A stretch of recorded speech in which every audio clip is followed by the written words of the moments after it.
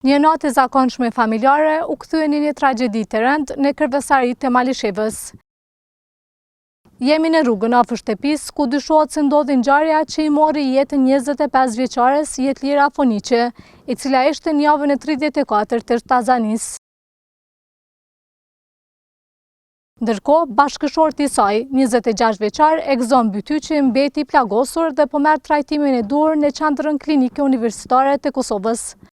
Siç mësojmë, bashkëshorti i saj, 26 vjeçar, Egzon Bytyqi, gjuajti Jetlirën për vdekje, e më pas edhe vetën. Mirëpo i njëjti është duke marrë trajtim në qendrën klinike universitare të Kosovës dhe është në gjendje të rëndë. Prokuroria e Shtetit ka nisur hetimet për rastin, i cili është iniciuar për veprat penale, vrasja e rëndë dhe mbajtja në pronësi, kontroll ose posedim të paautorizuar të armëve.